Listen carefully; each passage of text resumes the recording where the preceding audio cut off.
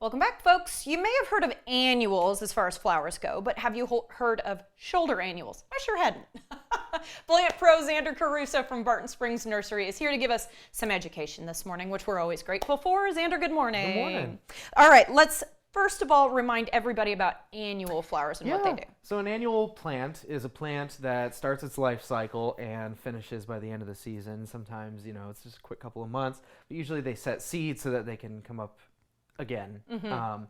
Typically, I'm so sorry to interrupt you. What's the difference between that and a perennial? A perennial, often, it's not always the case, but generally I think when I sell perennials to people, it's usually like a little woody plant, like a lot of salvias that we have that are native to Texas are perennials, for example. So a perennial is a plant that part of it can stay above the ground, or the roots will stay alive and they'll just come back from the roots or come back from its woody. Gotcha. Woody So frame. the idea from the annual is that you're actually just hoping it drops seeds. Yes. And that you get something new out of it. Yeah. Okay, instead of the same plant. All right. Sorry about that. Go ahead. Yeah. Annuals, I think of bluebonnets, right? Like bluebonnets, they come up, they drop seed, and then those seeds stay dormant in the soil. And then usually we need a bit of really tough cold weather to crack a lot of those seeds open, and then they shoot up in the spring, and usually kind of like a little bit before spring kicks off they'll start coming up. Gotcha. Yeah, I'm excited for bluebonnet season. Tell me about shoulder annuals then. Shoulder annuals are going to be your annuals that don't necessarily last a very long amount of time throughout the year. So like in summer we have things for example, Vinca is one of those that we plant. Pentas are ones that we plant, and they last all summer. As soon as it starts cooling off, they don't do as well. Or in winter, we have pansies that go all the way through the winter. So these shoulder annuals are kind of around for just a few months, but they are the biggest, the most bombastic. They have the most color. They're gorgeous. Color. So a lot of the times, you plant them, and usually it's the heat or the cold that'll, kick them out. And in our case, these guys, when the heat comes in, they will not want to be around. However, there's a way you can kind of extend their little lifespan through the summer. And so you'll have them in a full sun area right now while it's nice and cool and the weather isn't terrible.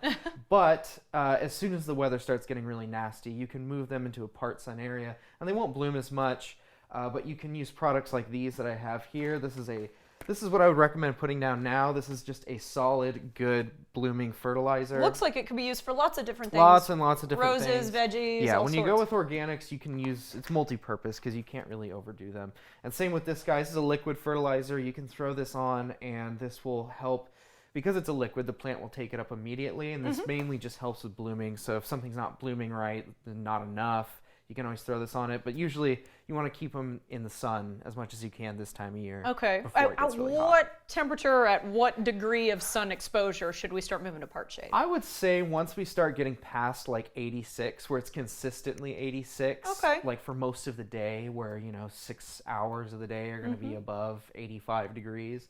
And then you can move them into like a 4 to 6 hour sunlight kind of thing. And usually you want it to be morning sun, because that's the least harsh sun. Do not keep them in afternoon sun. Okay, right. It's too hot for us. It's too hot for them.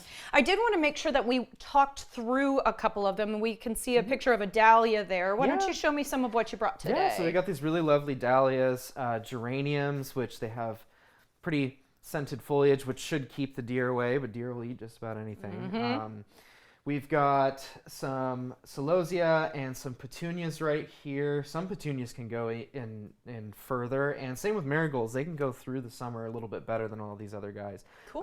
Gerber daisies, which we have right here. They're another one that can be classified as a shoulder annual, but can stick around for a little bit longer. The geraniums, the dahlias, the stock, they're going to kind of quit out. This has got to be a special type of dahlia because it's like spiky and kind of fun. I would say, these are generally the ones I've seen that come through the nursery. Yeah. Okay. Yeah. All right. Good to know. What about some of these beautiful taller guys back over that's here? the stock. Okay. I don't think I've ever seen stock growing like this. Yeah, stock smells really good. Yeah, stock does smell very, very good.